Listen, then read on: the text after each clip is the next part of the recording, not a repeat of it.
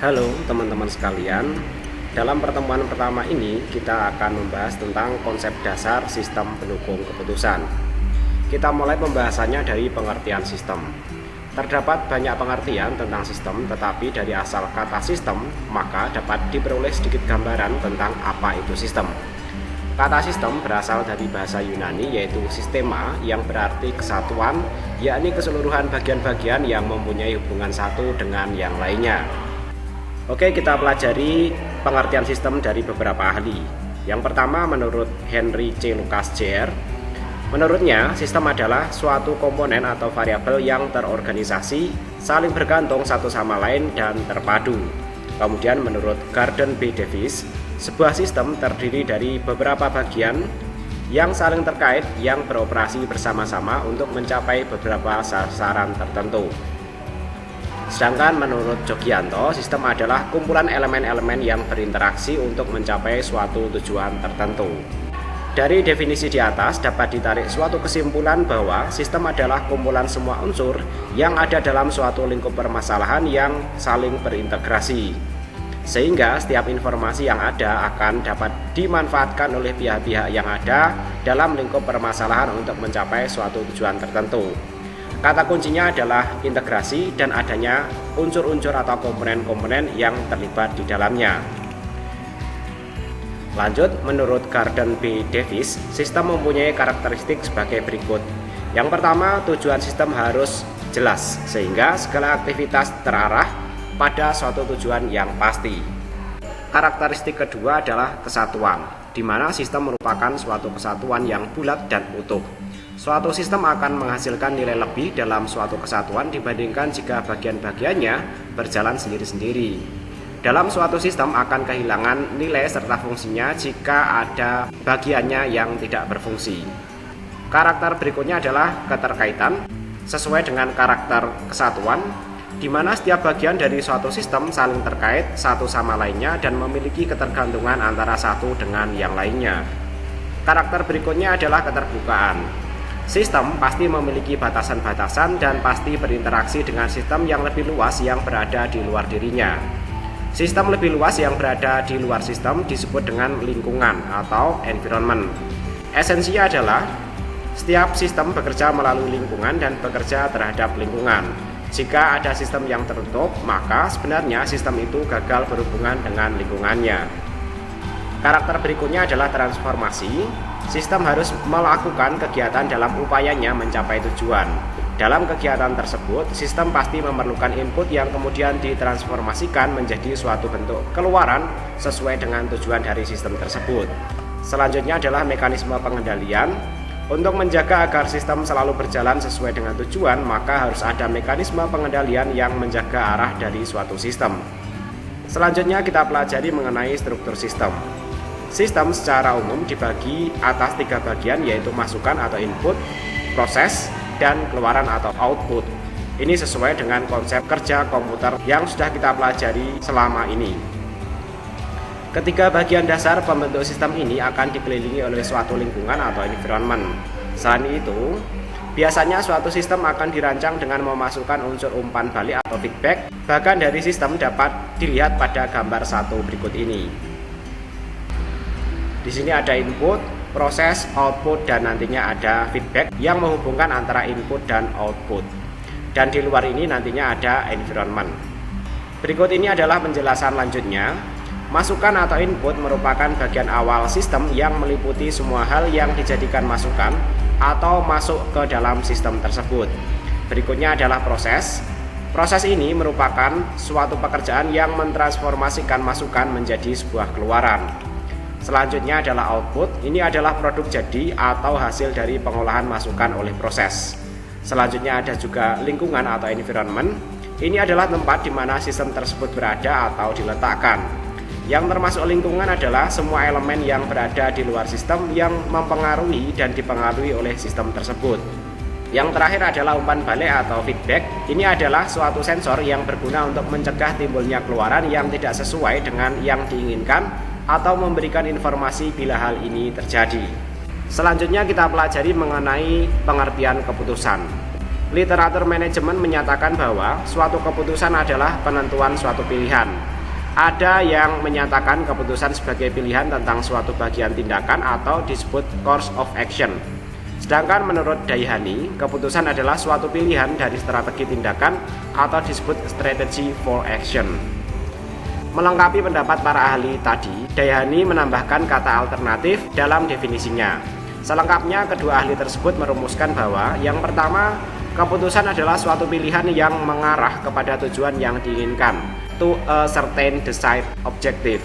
Kemudian, keputusan adalah aktivitas pemilihan tindakan dari sekumpulan alternatif untuk memecahkan suatu masalah.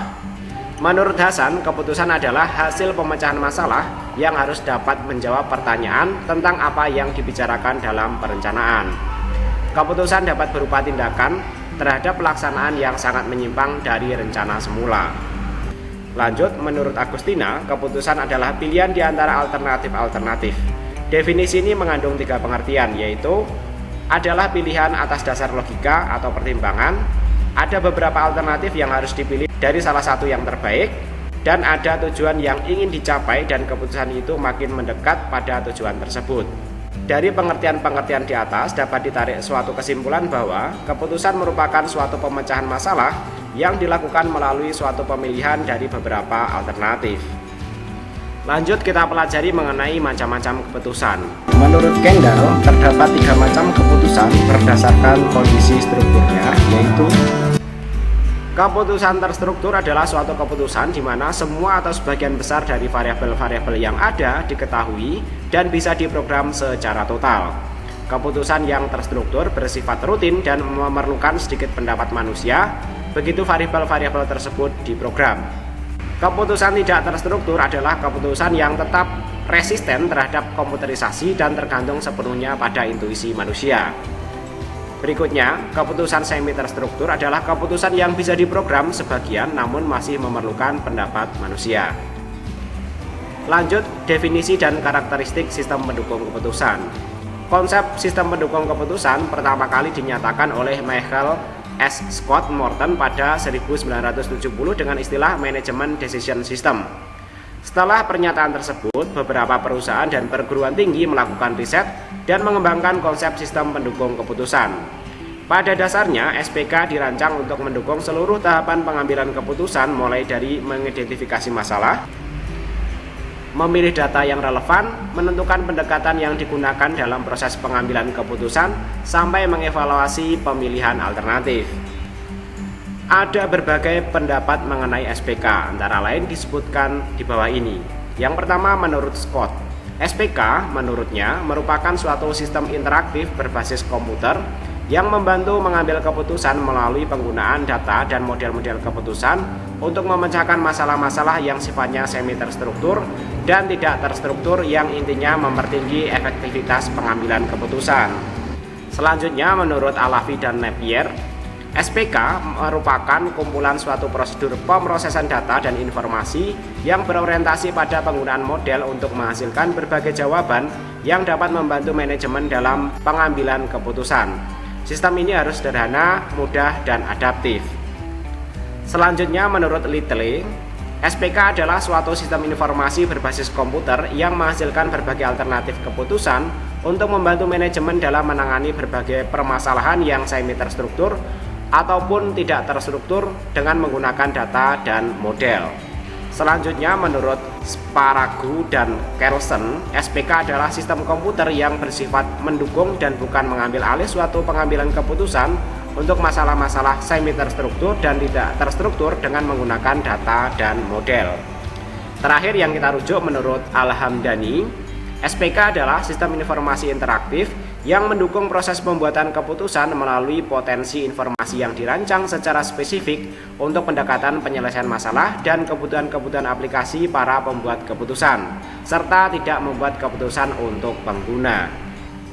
Dari berbagai definisi tadi, dapat disimpulkan bahwa SPK adalah suatu sistem informasi yang spesifik ditujukan untuk membantu manajemen dalam mengambil keputusan yang berkaitan dengan persoalan yang bersifat semi terstruktur secara efektif dan efisien, serta tidak menggantikan fungsi pengambilan keputusan dalam membuat keputusan.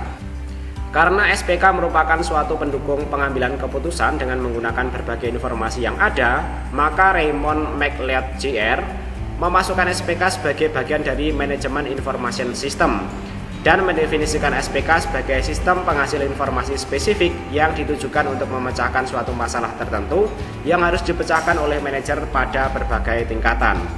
Menurut Laudon, meskipun SPK merupakan bagian dari MIS, namun terdapat perbedaan di antara keduanya.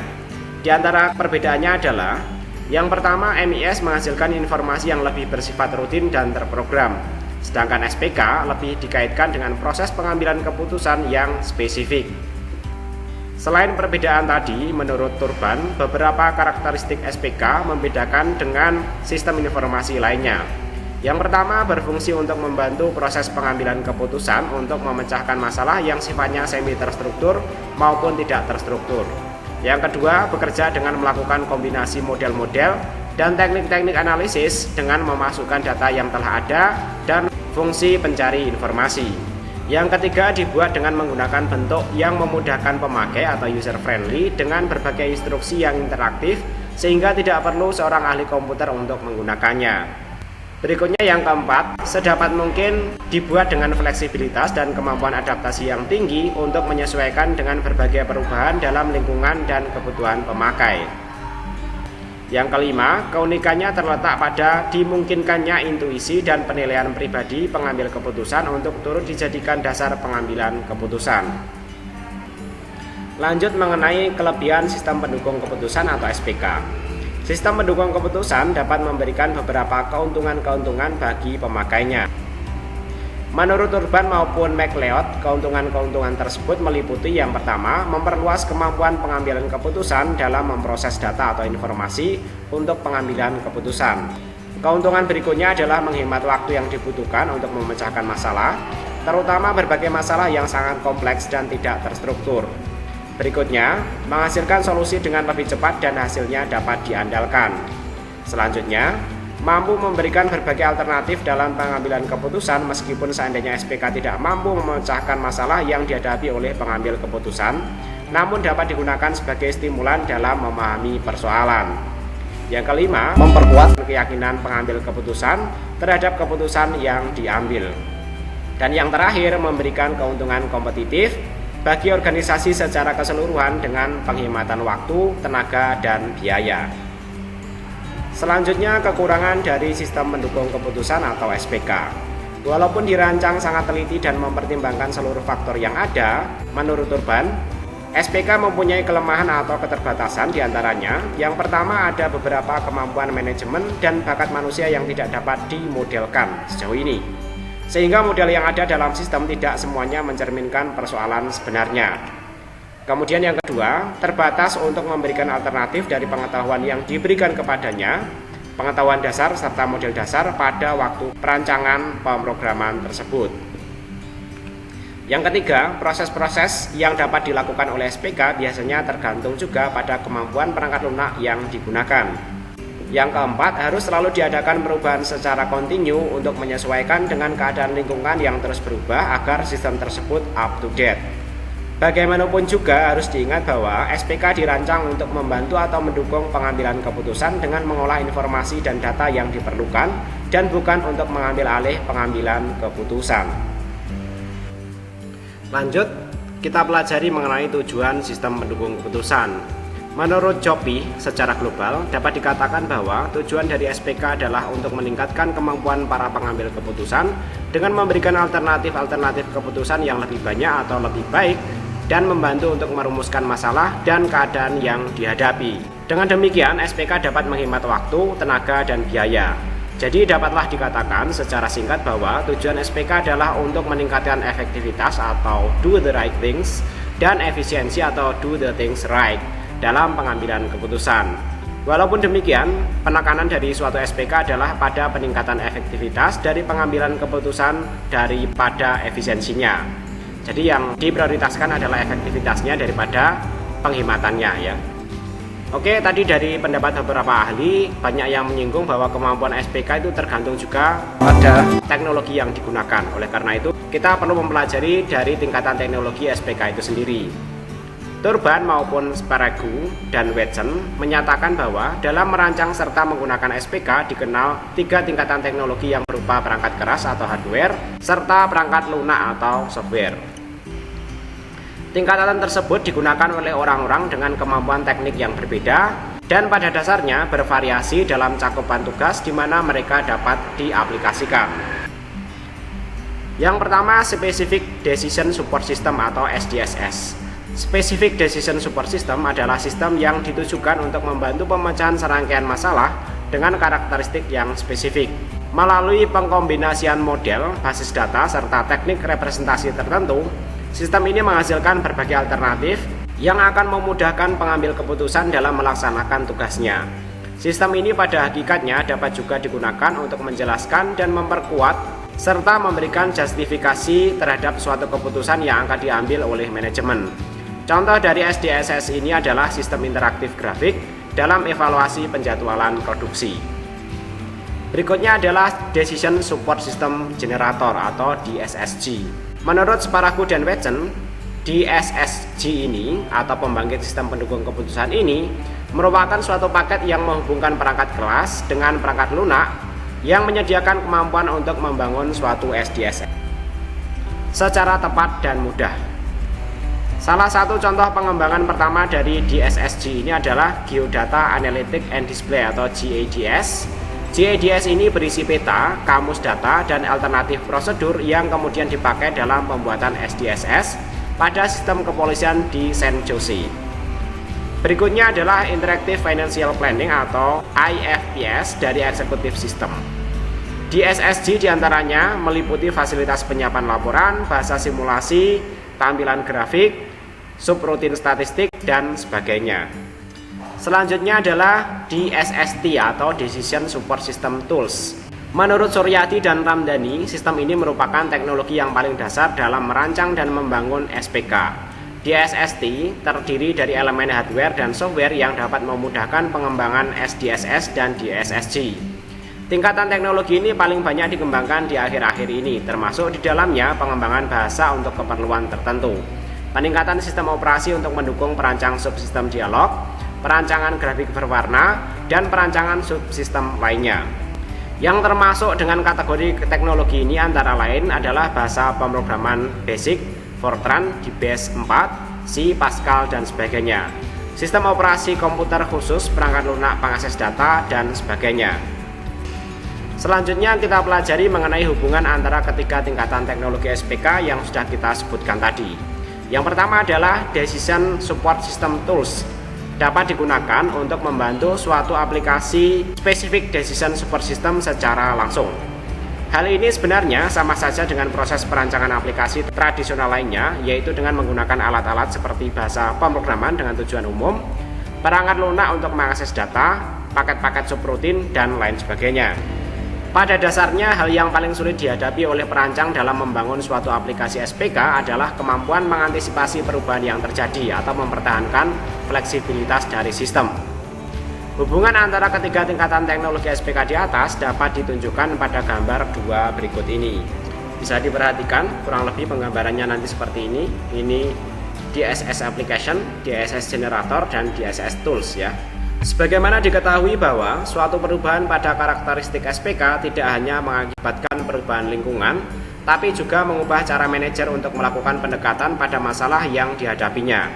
Karena itu, faktor yang penting dalam menggunakan peralatan dasar adalah kebutuhan untuk melibatkan user atau pengguna secara langsung dalam mengubah dan memodifikasi SPK.